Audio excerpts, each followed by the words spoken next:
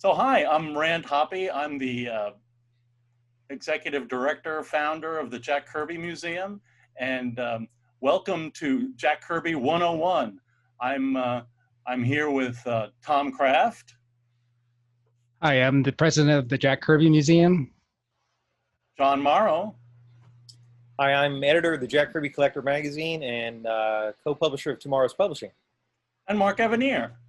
And I'm the person you're not allowed to exclude from any discussion of Jack Kirby legally. That's right. So we're here basically to explain to some people who Jack Kirby is at kind of a college course 101 level, in case people don't know who Jack is and what his influence has been on comics and Comic Cons and our culture at large. So thanks guys for joining us. And I guess one of the great ways to start off a conversation like that is for us to talk about how we actually became first aware of Jack Kirby and who he was. Mark, do you want to take that one?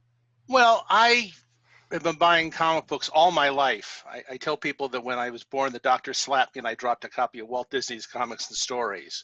And I just always had more comic books than anyone I knew in my neighborhood. And I probably first saw Jack Kirby work in the late 50s on either Green Arrow or Challengers of the Unknown. But I don't think it made much impression on me until around the second year of the Marvel superheroes, when I started buying those also and fell in love with them and quickly ran to the secondhand bookshops and bought all the previous issues. And that's when I became very aware of that creative force. And it took me a while to figure out what part of the creative force was Stan and which part was Jack, which I'm sure we'll talk about at some point here. But I just began to like Jack Kirby work more and more and more. And then in July of 1969, a couple of weeks after I graduated high school, I got to meet Jack in person. He was living in Irvine, California at the time, having just moved out to Southern California. And we had a comic book club, and he invited the officers of the club, I was the president, down to meet him. And we spent a day with Jack and Roz in a house in Irvine, which was their temporary lodging while they looked for a permanent home to buy in Southern California. And my life changed that day. I didn't know at the time how much it would change, but it was so exciting to meet this man. I found him incredibly gracious, Roz as well. And he gave us a whole afternoon, and thinking back on it, there was nothing in it for him. And a lot of people will be nice to you if they see some possible gain or something that's going to benefit them in some way. Jack was just nice to people because we appreciated his work, and he liked people. And as we'll discuss here, he was very involved in the early comic conventions, at the San Diego Con particularly, in being an inspiration and an encourager and being available. It will make people watching this video very jealous when I tell them that for years, anybody could talk to Jack Kirby at the convention if you were willing to wait in line a little while. He talked to everybody. He didn't talk to the most unimportant people in the building got his attention, and he would talk to you. And he talked to you about you. He talked to you about anything you wanted to discuss, but he had to ask you a little bit about you. He was very interested in the people who came to seek him out. And he gave people good advice, some of which they appreciated and some of which they never got. And I just became an amazing fan of the guy's work even before he asked me to become one of his two assistants, the other one being Steve Sherman, which was in early 1970. And I worked for him for a couple of years and then separated kind of quietly and then just stayed a friend of the family and visited all the time and kind of helped. Jack needed a certain amount of support in the field from people helping him out, doing legwork and such, and I was proud to do that. And I try to go around sharing all the insights that I gleaned from Jack because he was such an extraordinary man, and I think it would be selfish to keep them all to myself. And thank you. You've been doing a great job, that's for sure. Absolutely. How about you, Tom? Probably was around late 1974, early 1975. My best friend in grammar school gave me a stack of Fantastic Fours like from issue 45 to 65 or something along that line. And I hadn't been collecting comic books. I didn't even know anything about them. And I saw the art of Jack Kirby, and it just blew me away totally. I couldn't believe it. And then fast forward to 1978, I was working at a drugstore, and then on the spinner rack was Captain America 193. And I didn't recognize it from Fantastic Four. I opened it up and I go, Jack Kirby, I've heard that name before. So after that, I just started going to comic book shop once a week, bought every single Kirby comic I could find, and then started going backwards into the Fourth World and so forth. And just every single issue I got, I loved. I still do. John? Well, I guess I fall halfway between Mark and Tom in terms of my period of first Kirby exposure there, but mine was on Commandy, and I had heard the name Jack Kirby from reading in like Comics Buyer's Guide or things like that, but I wasn't heavily into comics fandom or anything at that point.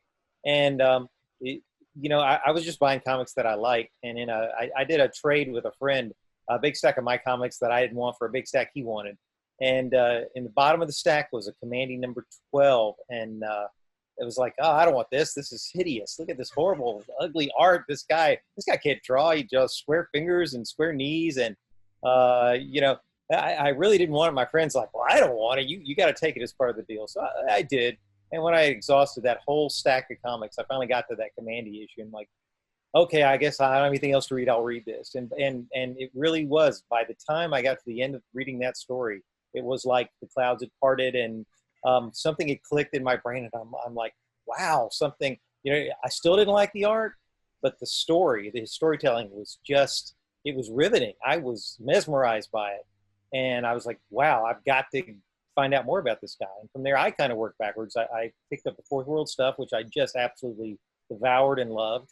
And I'd see the name in the letter column, Mark Evanier and Steve Sherman. And I remember thinking, man, those are the two luckiest guys on the face of the earth. They get to work with Jack Kirby, never knowing one day I would actually know these two guys. But, to me, Kirby was all about the DC in the 70s stuff. That was my bread and butter. And I didn't really discover, his work with Stan Lee on Fantastic Four and Thor and all that and Marvel in the 60s. Probably for another 3 or 4 years, I started working backwards, like Tom was talking about. And discovered that, and I love that work too. But still, I guess it's that first work you're exposed to that resonates the most with you. And I still love that 70s DC work better than the Marvel stuff.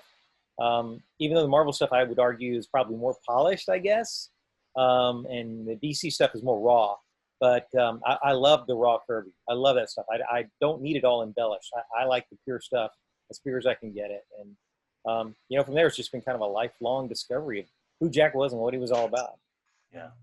Well, mine is very, very similar to yours, John, because it involves a stack of comics and Commandy 12. Uh-huh. Am I the only person here who read Jack Kirby in the 60s? I believe you. I believe that is true. Frightening. Okay. I definitely saw the cartoons in the 60s that was using his art. It had. I really liked those cartoons and would try to catch them anytime they were rerun on the local channels. But it was not. I was more involved in Peanuts and Mad Magazine than comic books. And then around 12, 13 years old, one thing that I had been doing was going to summer camp, and very often there'd be a stack of comics that would make its way around the various tents and cabins with the boys, and I really enjoyed those comics. But it was like, yeah, these are great comics. I recognize some of these characters from those cartoons and blah blah blah. But then one year I decided, I'm going to spend $1 or more, and I'm going to bring some comics to put into the pile that I felt I wanted to contribute. And I remember going to this one store and getting this really weird Superman cover where there's 8 figures of Superman hanging, like they're dead on the cover. And then like a Flash 100-page super spectacular. And I just kept looking at this long row of comics, and there was that kid, with the grasshopper, Click clack. Click clack. And I bought that, like the Flash. I think I remembered from the there was a Flash cartoon, I think it's in the 60s. There were segments on the Superman Aquaman hour of various Justice League members. Yeah, so and the Flash was one of them. Yes, I remembered the Flash from that. So I think that's what encouraged the Flash. And the Superman, the Superman, George Reeves Superman was on TV all the time. And then I bought this Commandy thing just based on this Grasshopper, added it to the pile. We were reading the stack, and the Commandy thing, again, just as John described it, it's like the clouds parted and the lightning bolt came through, and the storytelling, the drama, it was absolutely changed my life, because here I am. I remember pointing out how great that comic was to a friend of mine who was in the same tent as me, and I was really lucky because he said, "Oh yeah, that Commandy comic, that's by Jack Kirby. All those other comics that you just read, he was the artist for all those other characters. He made those characters happen." I'm like, "What?" Because the Avengers Defenders thing, I think, was just starting, so there was all this all these just a panoply of characters in all these summer comics, and he actually knew about the Fourth World too. So he said, yeah, well, and before he did the Commandy, he did this stuff called the Fourth World, the New Gods and the Forever People and Mr. Miracle. And that was it. And I just started, reading, going back in time and finding the Fourth World, and then buying comics off the racks where, what was happening at the time. Oh, I think I got the last issue of Mr. Miracle and Demon off the racks. And then he what did he move on to after that? Oh, there was a bunch of OMAC and the first issue special stuff, and then he moved to Marvel. But that was pretty much my introduction to Kirby as a on the racks in the comic books. And then I kind of stuck with him, and ended up having the pleasure of interviewing him in '92 in his hotel room in San Diego. He and Roz and Jeremy and a friend of mine and I got to interview him, and that was I went to Comic-Cons just to see Jack. I got my New Gods 1 signed at Miami Con in 1975. So yeah, that I kind of a long time fan, although whatever it says about me and my personality, I never spoke to him. I was just more than happy just to kind of be there and watch him engage. And, I guess I really did miss out on him. You interviewed him but didn't speak to him? No, when I was a kid. Up until '92, I did speak to him. But all right. When I was a kid going to the conventions, I was just kind of like standing off to the side being like, wow, look at him draw, And so I didn't really have. You didn't have a cell phone back then, so you could take like some video of him. No. No. But that. So it really, I ended up taking up art, doing all kinds, doing cartooning and stuff like that, and ended up in graphic design. And I think that my interest in that and Mad Magazine and Peanuts and Jack Kirby, that was how I got to where I am. So it really, That's interesting, because the number of people, first of all, that have had the same experience that we did in terms of you didn't really know who this guy was, and you picked up a Kirby comic almost by accident sometimes and got hooked instantly. It's amazing. Yeah. And people, it doesn't matter whether it was in the 1960s like Mark, or early 70s like you and me, or later 70s. Somebody picked up Captain Victory #3, for instance, just on a lark, and all of a sudden, wow, it resonated with them. Whereas folks like us may go, oh, Captain Victory, well, that's okay, but that's not his best work. To those people, it is. Right. And the number of people that then went on to be not just influenced by his work, but somehow went into an artistic related career based on kind of the inspiration they got reading those early Kirby comics. I mean, I wish there was some way to really calculate the number of people who were influenced by Jack. It was kind of fascinating. Steve Sherman and I went to New York in July of 1970. We were working at the Marvel Mania company doing mail order Marvel merchandise, and we were Jack's assistants on his new comics, which then had not come out. but this was an opportunity to go to the convention there and to go to the DC offices and the Marvel offices, and we spent a day with Steve Ditko. And prior to that, I knew that Jack was beloved in the field and respected, but I didn't know how much. And I discovered that if you went to, like, for example, Bill Everett, who I ran into was introduced to in the Marvel offices, and I said, I'm Jack Kirby's assistant, he would immediately hug me, which he did, and said, give that to Jack. Tell him how much I love him. Tell him he's the greatest artist who ever lived, and we all owe our careers to him. And this happened over and over and over again. I got to meet, and Bill Everett was not a huggy kind of guy, but he recognized Jack's importance to the business and his importance to him. And what was amazing to me was that he was undespised.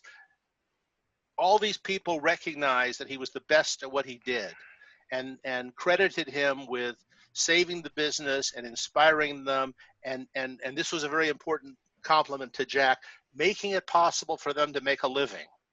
Jack was very big on the idea, as most Depression era kids were, that the important thing in life was to make a living and provide for your family. And nothing made him happier than when someone would say to him, Mr. Kirby, because of you, I now have a career and I have a family. Your work helped me to have a career. Later on, I met some people who were kind of jealous of Jack. They had some resentments of his stature in the business, but never met anybody in the business in my life who thought Jack was a bad person or a crook or a liar or any sort of, they found him, sometimes his bad memory to be lovable and his wandering mind to be an eccentricity of genius. That's not the term. Actually, that's a term a couple of them did use. But I discovered on that trip essentially how beloved Jack was. And Jack had told me a lot of stories about, I invented this, I created that, I invented this, that was my idea, and so on. And you look at those things with skepticism. You should be skeptical of people who claim to have, done miracles. And I was a lot less skeptical after I heard Don Heck talk about Jack, and Joe Sinnott talk about Jack, and Steve Ditko talk about Jack, and Larry Lieber talk about Jack, and all those people. And I realized that what he told me was perhaps occasionally exaggerated to be a little more colorful, but not exaggerated to make him more important, if that makes any sense. Yeah. And the humility thing is a big thing also, because the one time I met Jack, the 1991 San Diego Con, again, lifelong dream, wanted to get out there and meet him. And walking up there to his table and talking to him and just wanting to say, oh, Mr. Kirby, your work just meant so much to me. I'm so thrilled to get to finally meet you. And he was like, yeah, but what do you do for a living? It's just like Mark was saying. He wanted to know about you as a person. He didn't want to talk about himself. It wasn't, maybe he just got so much praise his whole life. He didn't need that. I don't know. I think it's just a core fundamental humility the guy had, which also made him so much more endearing to people. I've never heard a single person who had an encounter with Jack at a convention or personally wherever it was anything less than glowingly positive, and that they didn't come away with something they'll always remember. So occasionally I've encountered someone who was angry that Jack wouldn't do him the drawing he wanted on the spot, or the sketch he wanted, or whatever, or sign 8,000 comics, something like that. But if you had a problem with Jack, it was your problem, not his. That's what I was going to say. Right. And it was great at the conventions. For the most part, if you went up to Jack, would be parked behind a table somewhere, and if you came up to talk to him, he would stand up because you were standing up. If there was ever a guy who had a right to sit down, no, Jack felt he wanted to get as close to looking you straight in the eye as possible. And he was not a tall man. And also you were standing, so he stood. There was no caste system around this man who they called the king of the comics. As I get older, I keep appreciating Jack, the person, more. And then as I reread New Gods or any of those books, as I do periodically, I keep going, wait a minute, that wasn't in there the last 19 times I read this story. Yeah. Sitting on my shelf, has this story morphed and added an extra layer to it somehow? They're very rich stories and fascinating. And one of the things we should make clear, if we're doing Kirby 101, Yeah. and I hope there's not a final at the end of this. No. Is that I got blue books over in the back. Yeah. that Jack was not just a comic book artist. In fact, if you thought of him as an artist, if you thought of him as a guy, and no disrespect is meant to the people whose names I'm about to invoke, as just another guy like John Buscema or Gene Colan or Sal Buscema or Don Heck, you were missing the point of what Jack did. Because to Jack, drawing the page out was possibly the least important part of his job. Conceptualizing and plotting a story and figuring out the story and figuring out who the characters were, that was the most important part of his job. That was the part that interested him. Telling a story interested him, whether he did the final dialogue or not. Telling a story in pictures and controlling that story. And I think it's significant. You gentlemen all fell in love with Kirby work on comics that Jack wrote and edited. I first read comics that Jack was a hired hand on, like Green Arrow. He had almost no creative input into the Green Arrow comic except just to draw the damn thing.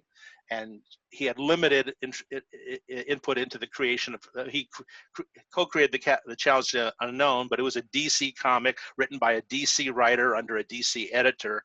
So it wasn't a Kirby comic in the same sense that Commandy was or that Mr. Miracle was. And it wasn't until I saw Jack on things like Fantastic Four and Thor that I really began to appreciate him. And that was more Kirby than the DC stuff I'd read earlier. And it was not until I saw Jack and got to experience it in the room where it happened, as they say, that I really, really fully appreciated what this man brought to the work that he drew. And it was a lot more than what he drew. How did Jack, if you don't mind me asking, how did Jack, you said that he was into stories and conceptual, did he like write down ideas in a notebook, or did it all just come to him like as he was drawing it? And how much pre-thought did he have involved in creating a comic book or a concept?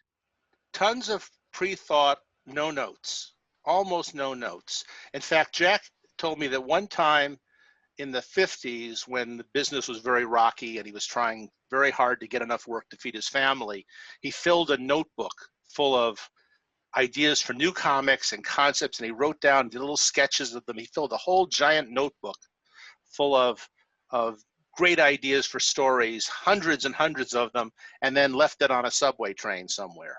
And he said if someone had found that notebook, they could start an entire comic book company and put DC and Marvel out of business with it. It was in it. So he didn't write things down, but he was always thinking of them. The story that I tell often, and it's worth telling here as briefly as I can, is that I was present during the creation process of The Demon. I contributed nothing to it really, except to get a couple reference books off Jack's shelf for him. But DC Comics had asked Jack to create a new comic, which at that point he did not know was going to replace the Fourth World books. He thought that was going to be a comic that he would edit and supervise and other people would write and draw. And Carmine Infantino, who was the head guy at DC at that time, said, I think monster comics are the coming thing, and all we're going to be doing less superheroes and more things like Swamp Thing, or I don't think he mentioned Swamp Thing specifically, but eerie, weird monster comics. Can you come up with some sort of thing? And Carmine, I believe, later said that he said a comic called The Demon. Jack later said he came up with The Demon. Not a fight we can never settle. But we went to dinner that evening, and Jack sat there quietly. It was at a Howard Johnson's that was near the house, and it was Roz and Jack and Steve Sherman and myself and a couple of the kids. And we all talked while Jack just sat there silently. And he was thinking, he was lost, and he was not in that Howard Johnson. He was someplace else. And when our entrees came, Roz ordered for him. And when our entrees came and we had our mouths full of food, Jack suddenly said, the character's called The Demon, and his other identity is Jason Blood. And he started telling us the whole, not just, the first issue, the whole overview of the series. Wow. And I can't swear he thought it all up between the time we got to the Howard Johnsons and such. Maybe it was percolating in his head for some time before. But he told us this whole idea, and I was thinking, should I write this down? Should I I take my napkin and scribble it down? We finished eating. We went back to his studio, and Jack had on the shelf a bunch of hardcover books, the Hastings House reprints of Prince Valiant. And he said to me, there's an story in there someplace where Prince Valiant puts a duck skin over his head or a goose skin over his head to disguise himself. Find me that picture. And I went through them. This is the entire contribution I made to the Demon. I found that issue and said, is this what you had in mind, Jack? He said, that's it, great. And he sat down and he did the first drawing of the Demon, which I'm sure John has run in his magazine at some point. And the concept did not change much. He fleshed it out as anyone would. But what he told us over that, while I was sitting there eating a hot turkey sandwich, was the Demon. And it was a wonderful comic. It was a comic which, in some ways, I wish Jack had not written and drawn himself, and freeing himself up for something else, because I think it was an idea he didn't love as much as some of his other ideas. I think that was a I gotta please Carmine idea, as opposed to what he in his gut wanted to do. But it was a great comic, and Jack was capable of doing that over and over again. He came up with ideas out of nowhere. If you came to Jack, as some of us did occasionally, and told him an idea you had for a comic you wanted to do, he'd say, that's a great idea. Now, how about if you have a guy who does this, and he has a big machine that does, and you think to yourself, did he know this idea? Did I tell him this idea weeks ago and he was thinking about it? And he would come up with all these new ideas for your story on the spot, and they just keep pouring out of him. And I would sit there going, where does this come from? It was really stunning how he could do that. Wow. So when guys like Don Heck or Bill Everett or when they would say something like how Jack saved them and saved the industry, what exactly were they talking about? I mean, how is comic books now a result of what Jack Kirby did? Like how did that happen? Well, if neither of you wants to answer, I will. Jack revitalized the business over and over. He was teamed with Joe Simon in the early 40s into the mid 50s, and together they invented romance comics, and they did the kind of superhero comics early on that everyone was trying to emulate. I don't know how many people I've talked to over the years who worked for Timely Comics on Captain America after Simon and Kirby left, and talked about how there were copies of those 10 issues they did around all the time, very dog-eared because they were handed around like, here, try to get poses like that, try to do this. And at other studios, they passed around the work. Joe and Jack and Will Eisner were kind of the guys who invented what was different about comic books from newspaper strips. The early comic books were newspaper strips cut out and pasted into simple panel layouts and simple things, and then later, when people started doing original comic book stories, they were kind of imitating those. Most of the original material created for comic books was knockoffs of Mandrake the Magician or Wash Tubbs or Dick Tracy or something, whatever Milton Caniff was doing that week. But Simon and Kirby and Will Eisner were two guys who thought of the page as a large canvas, and you could have panels spill from one place. You could rearrange the size of the screen. You could make small panels and big panels, and something could overlap into another panel. And the stories didn't have to proceed with the pacing of a newspaper strip, which was endlessly recapping. Newspaper strips, if you read them today, they keep repeating and repeating and repeating because people are reading them a day at a time. They got to be reminded of what somebody said yesterday. And Simon and Kirby wrote stories, and Will Eisner as well, that went straight on through without all that endless recapping and all that slow progress of a story. And they did the most exciting books. And so it's like someone like Don Heck. Well, Don Heck was telling me that he believed there would not have been a Marvel Comics if not for Jack.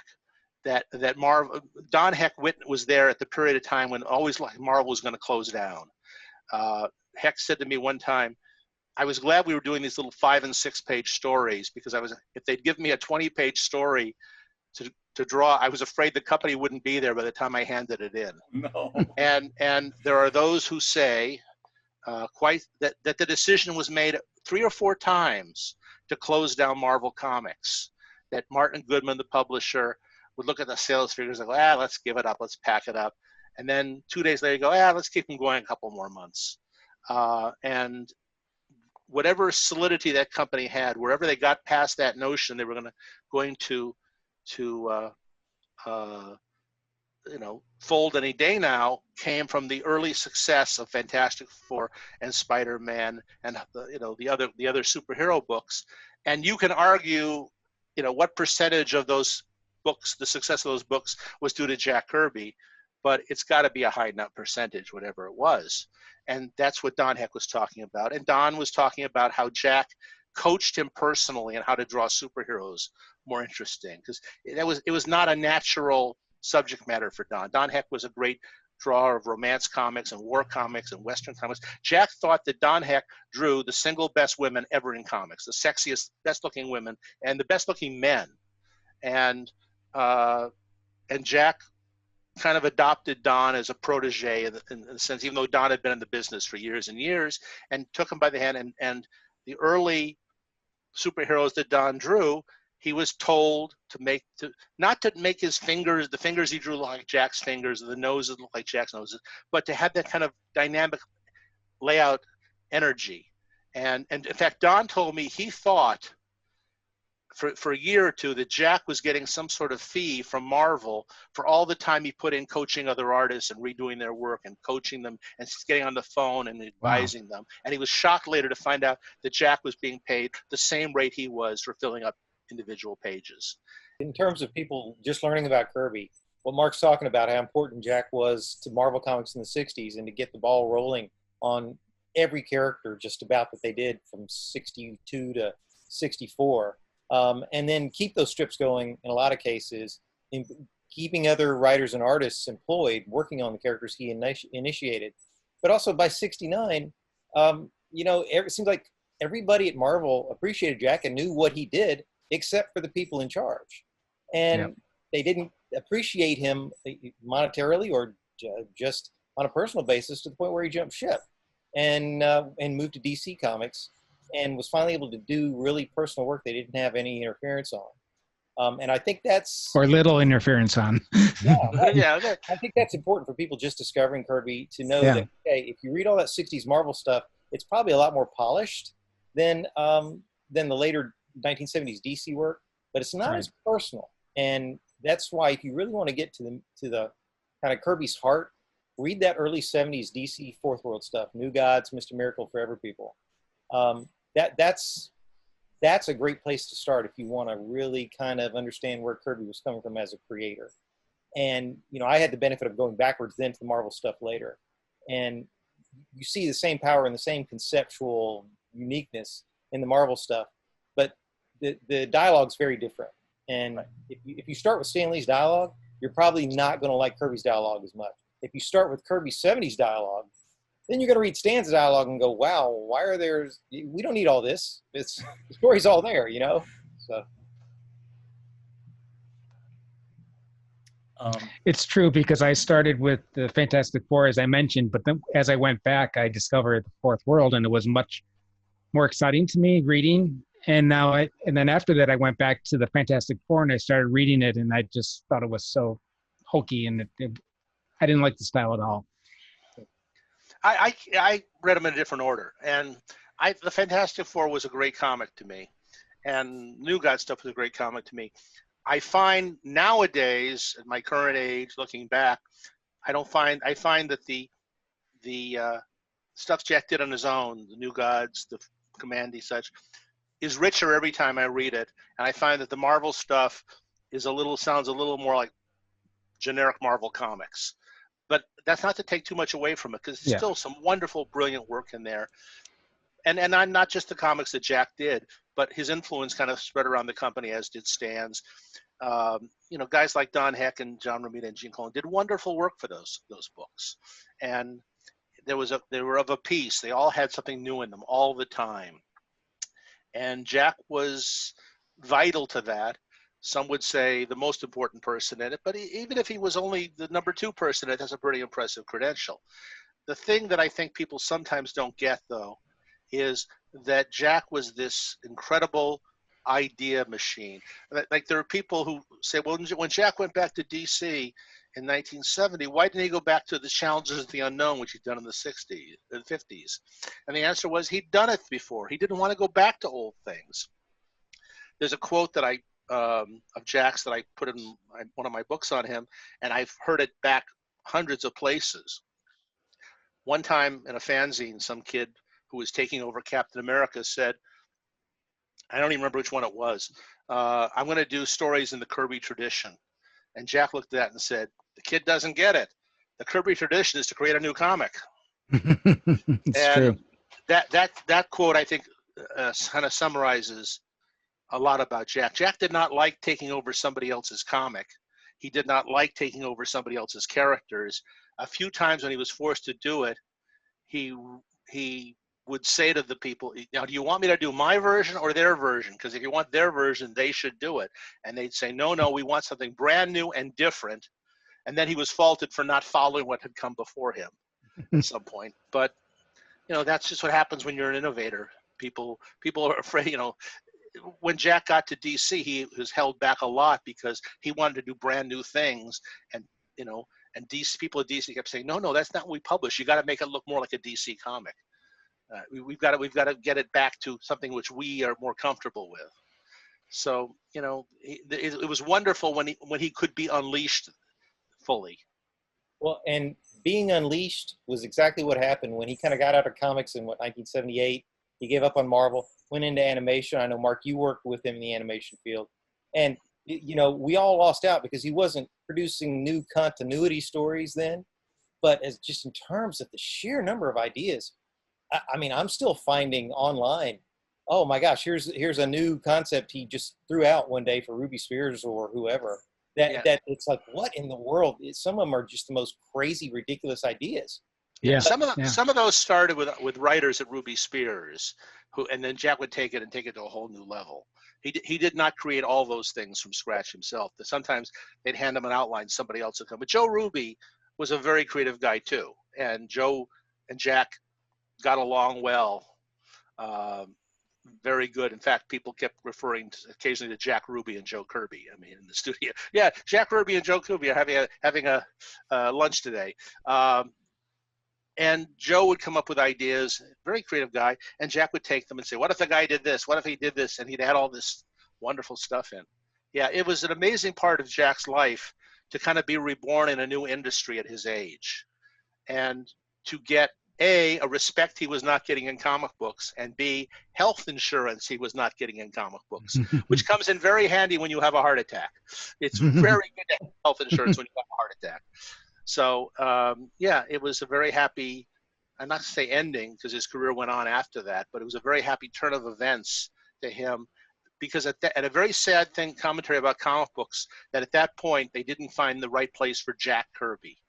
I think, and I've said this before, I think some people at Marvel were brain dead stupid not to give him the deal that would have kept him there and the treatment that would have kept him there. It wouldn't have cost them that much. And if he'd come up with one thing that was the next Silver Surfer or the next Inhumans, it would have been like, buying an oil well for 20 cents. It was so short-sighted and so indicative of a disrespect for the talent working for them, that nobody at Marvel said, look, let's give Jack Kirby the best deal in the world and give him the credits he wants, and let's keep him here and keep him creating stuff for us. Somebody should have been fired for malpractice for not doing that.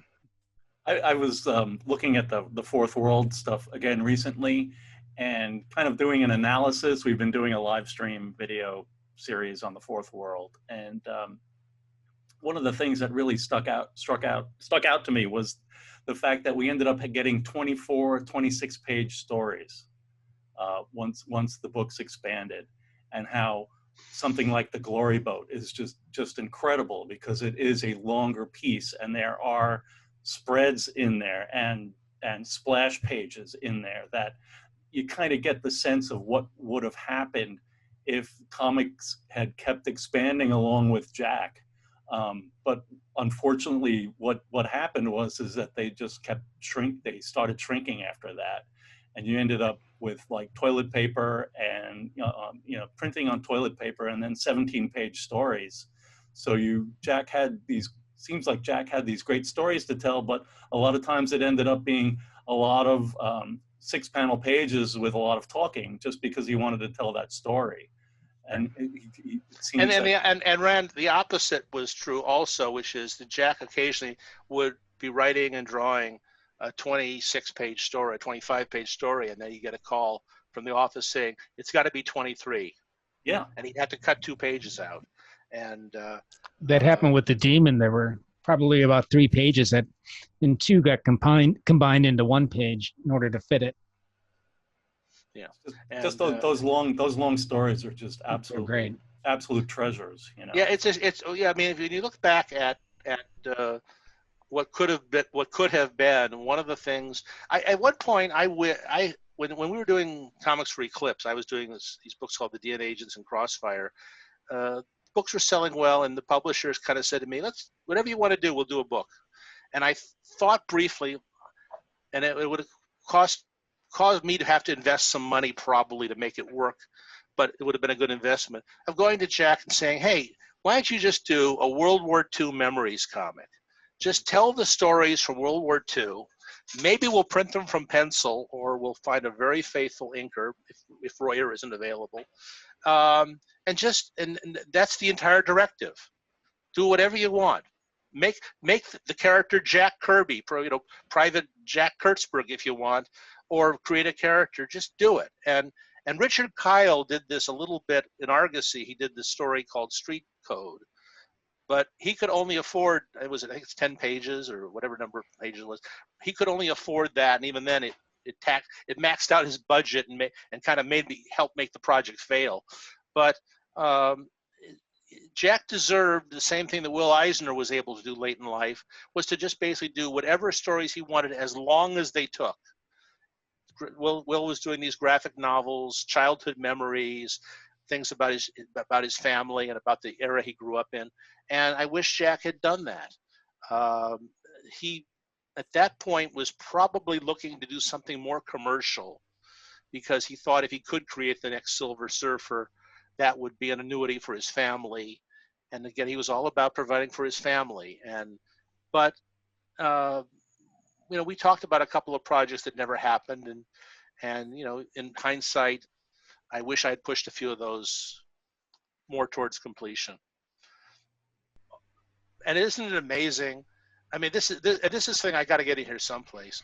I endured, when I was working with Jack, the pain, and it was very close to physical pain, of hearing people at DC say, New Gods Forever people, Mr. Miracle. No one will ever merchandise. No one will ever make a movie about those characters. No one will ever put them on there'll never be toys. There'll never be anything. And hearing them be declared sales failures because they weren't destroying Marvel. They were making a profit, but not a huge one.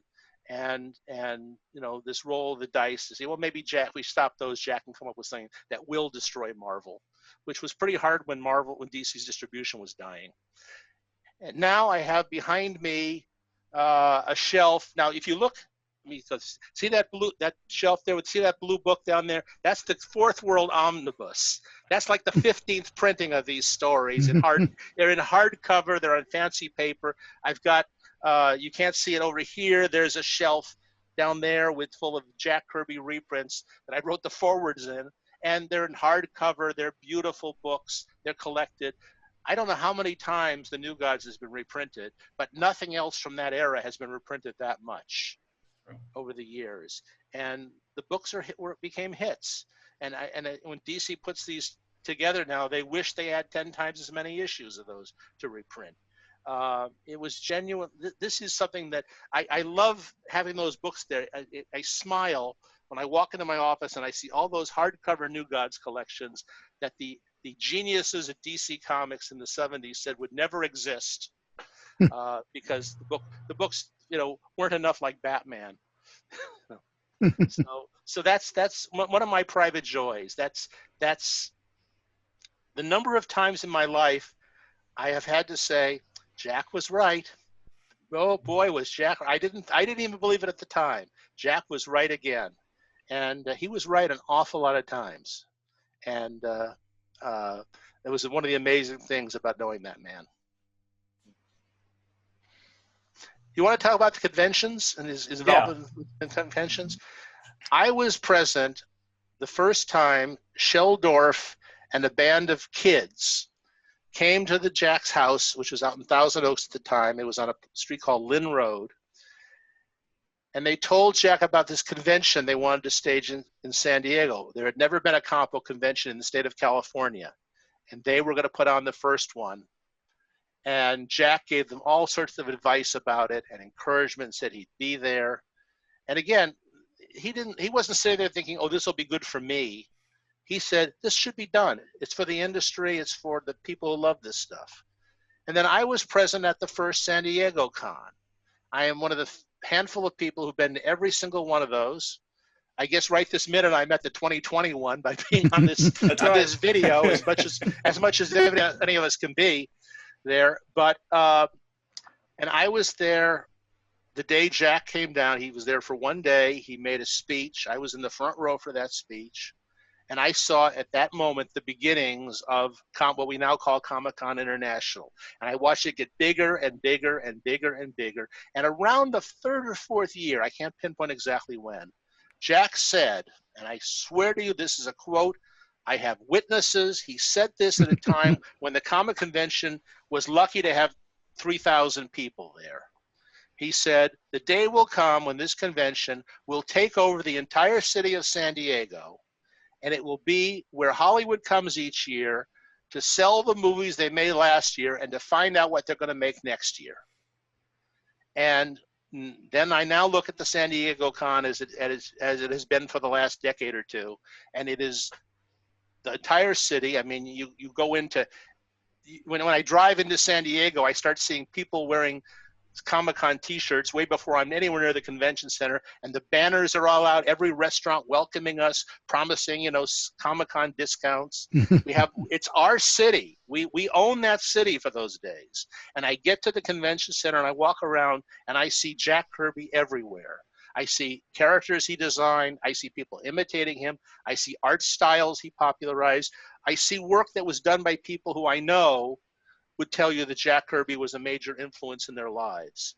And he's everywhere in that entire building.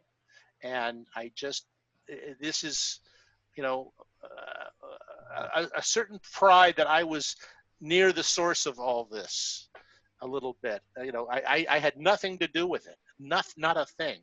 I had very little to do with the Fourth World books. I was the associate editor on them.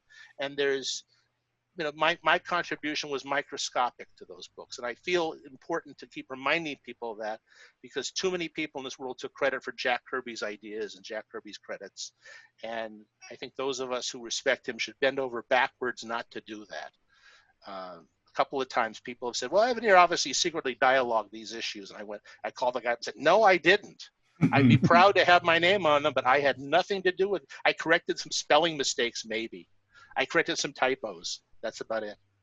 So anyway, just an extraordinary man. And I have no reason to say that other than the fact that I have a gratitude in him. And I always feel a need to have some place to put that gratitude and to put it out in public and express it to people.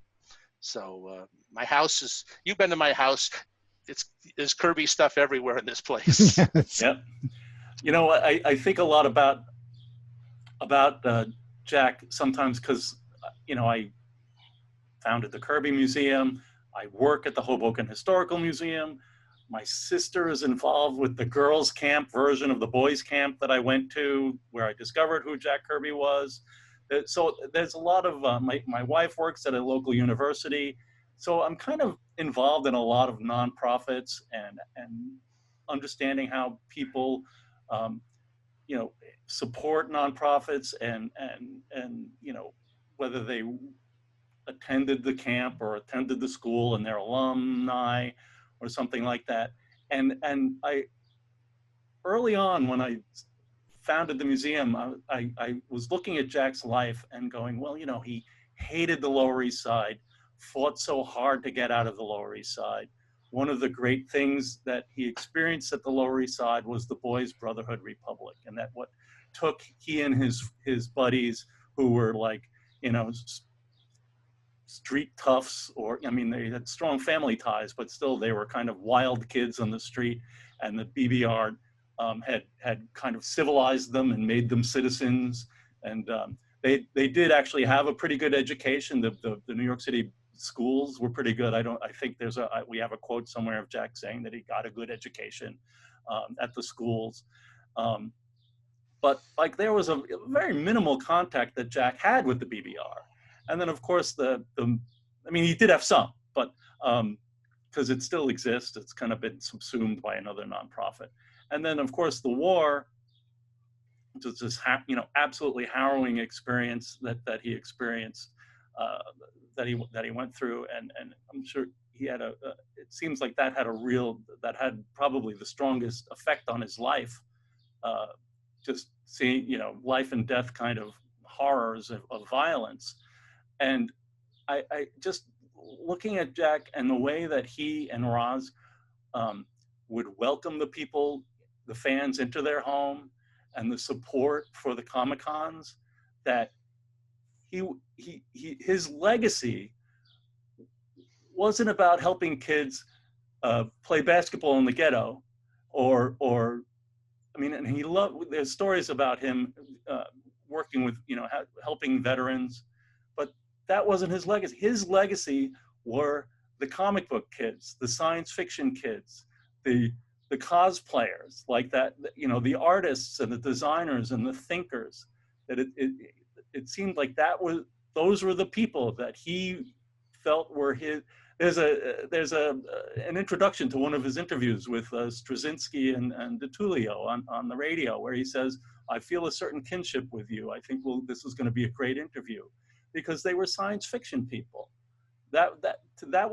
Those were Jack's people. The Comic-Con people, those are Jack's people. They're not the boxers. They're not the army guys. I mean, they are, but like he really liked the science fiction, fantasy, comic book people. He loved people who were creative. He encouraged creativity, and he was eventually a very happy, proud man late in his life, and he realized, he understood how important he was to people. He understood. Every year at the Comic-Con, they have this awards ceremony. It's a big thing. All the industry professionals are there. They're dressed nicely. They're sitting at tables waiting to see if they win an Eisner Award or not. And for years, it became a custom, I don't know how it started, that at some point, someone would introduce Jack Kirby, and he would take a bow, and the entire audience would stand up and give him a standing ovation.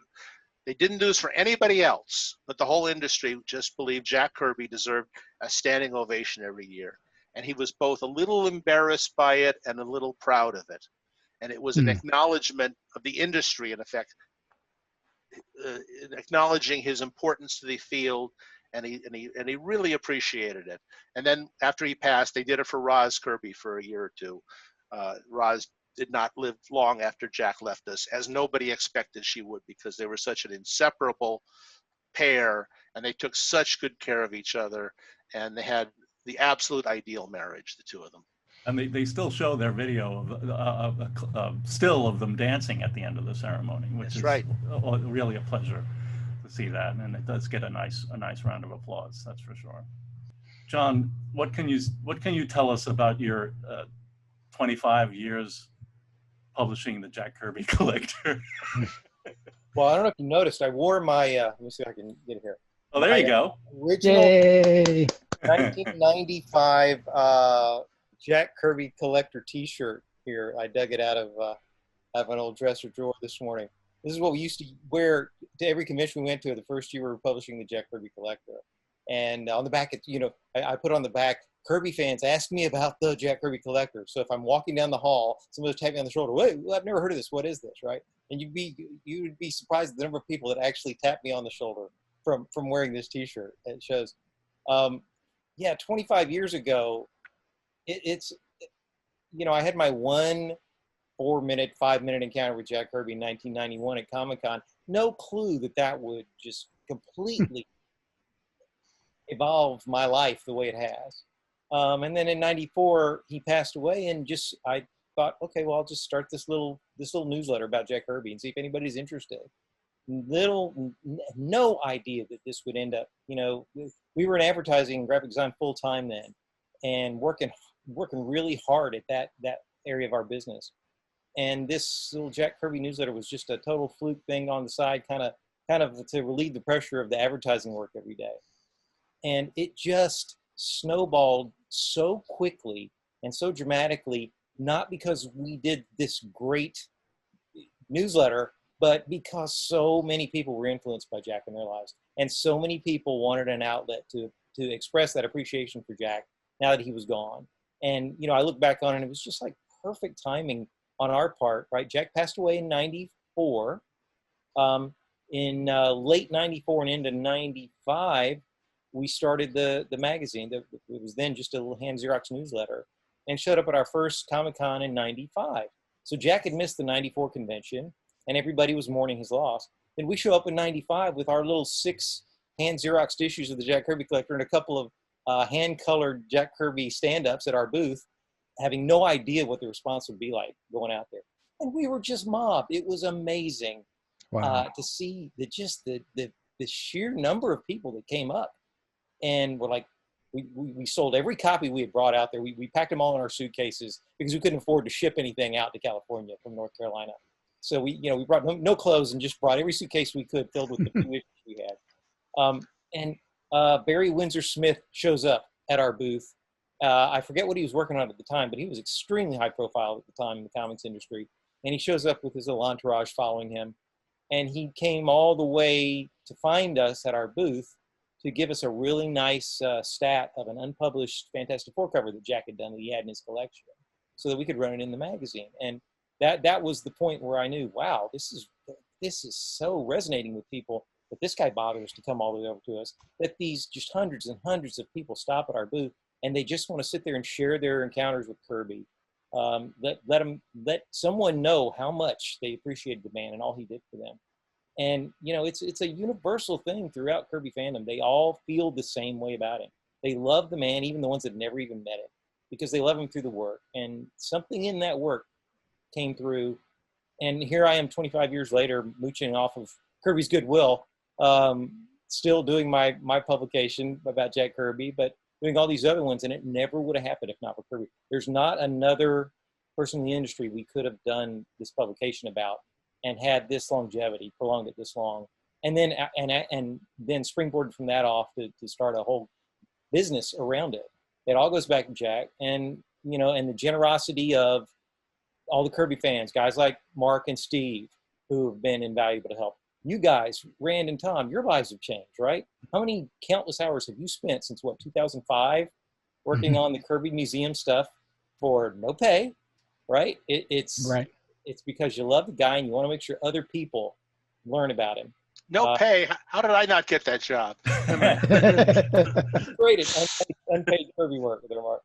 No, it is. It's just amazing. It boggles my mind to think about how it happens, and I'm thrilled to death, and I'm glad my life has evolved the way it has.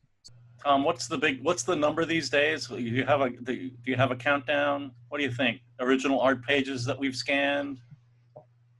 About 4,500 original art pages and about 8,000 photocopies and about another 200 or so comic strips, and then another 200 or so commissions and other types of art. The animation stuff too, right? Yeah. So we've got a pretty significant digital archive. That's people that you guys can call them up and say, hey, we hear you have this piece of art. Or they just show up at your booth at a convention with something. They do. All the dealers know, and they'll come to me with the new art and I'll just stack it up and I'll scan it. But, you know, with this current situation, I don't know when that's going to happen again. Thanks, guys, for joining us at the Jack Kirby 101 panel. Mark Evanier, John Morrow, Tom Kraft, and I'm Rand Hoppe. So we're part of the Jack Kirby Museum. Mark and John joined us, and we really look forward to seeing you online, seeing you at perhaps future conventions. And I hope there are some. So do I. We would like that. Maybe just a little less crowded. And we'll see you soon. So thanks a lot. Really appreciate it.